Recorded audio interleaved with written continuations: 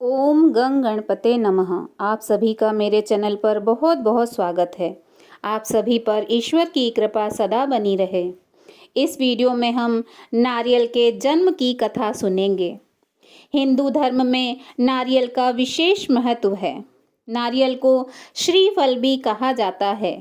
पूजा अनुष्ठान और हर शुभ और मंगल कार्य के आरंभ में नारियल फोड़ा जाता है। नारियल के जन्म की कथा ऋषि विश्वामित्र जी से जुड़ी हुई है। प्राचीन काल में सत्यव्रत नाम के एक राजा राज्य करते थे।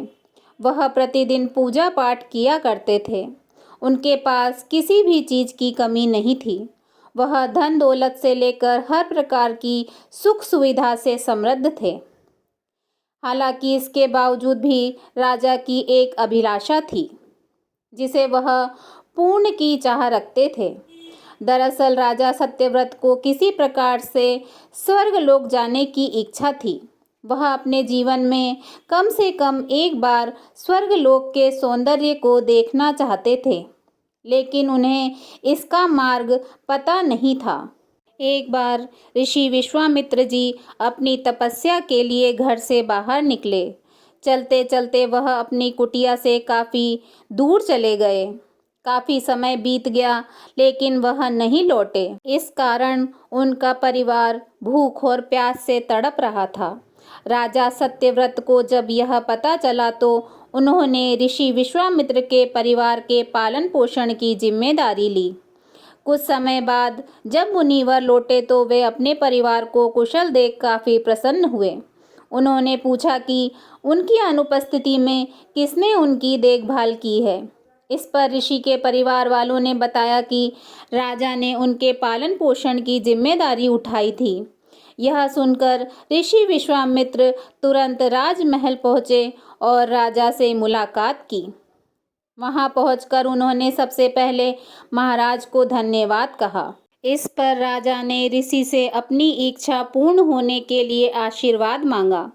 राजा की बात सुनकर ऋषि विश्वामित्र ने कहा, बोलिए आपको क्या वरदान चाहिए। तब महाराज ने कहा, हे मुनि, मुझे एक बार स्वर्गलोक के दर्शन करने हैं। कृपया करके मुझे वहां जाने का वरदान दीजिए। राजा की प्रार्थना सुनकर ऋषि विश्वामित्र जी ने एक ऐसा रास्ता बनाया जो स्वर्गलोक की ओर जाता था। यह देख राजा सत्यव्रत बहुत खुश हुए। वह तुरंत उस रास्ते पर चल पड़े और स्वर्गलोक पहुंच गए। यहाँ पहुँचते ही इंद्रदेव ने उन्हें नीचे धक्का दे दिया, जिसके कारण वो सीधे धरती पे जा गिरे। राजा सत्यव्रत ने सारी घटना के बारे में ऋषि विश्वामित्र जी को बताया। राजा की बात सुनकर ऋषि विश्वामित्र जी गुस्से से आग बबूला हो उठे। उन्होंने तुरंत सभी देवताओं से इस बारे में बात की और इस समस्या का हल निकाला, जिसके बाद राजा के लिए एक नया स्वर्गलोक बनाया गया। नए स्वर्गलोक को पृथ्वी और देवताओं के स्वर्गलोक के बीचों बीच स्थापित किया गया था, ताकि किसी को परेशानी न हो।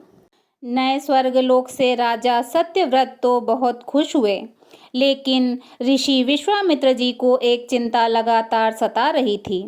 उन्हें डर था कि नया स्वर्गलोक कहीं जोरदार हवा के कारण गिर न पड़े। अगर ऐसा होगा तो राजा सत्यव्रत दोबारा से धरती पर जा गिरेंगे। काफ़ी सोच विचार के बाद ऋषि विश्वामित्र जी को एक उपाय सूझा। उन्होंने नए स्वर्गलोक के नीचे एक बहुत लंबे खंभे को लगा दिया ताकि उसे सहारा मिल सके। ऐसी मान्यता है कि स्वर्गलोक के नीचे लगाया गया खंभा एक विशाल पेड़ के तने के रूप में बदल गया। यही नहीं, कुछ समय पश्चात जब राजा सत्यव्रत की मृत्यु हुई तो उनका सिर एक फल में परिणित हो गया। तभी से इस खंभे को नारियल का पेड़ कहा जाने लगा, जबकि राजा का सिर नारियल के फल के रूप में जाना जाने लगा। अगर आपको यह वीडियो अच्छी लगी हो तो प्लीज़ मेरे चैनल को लाइक और सब्सक्राइब करें। धन्यवाद।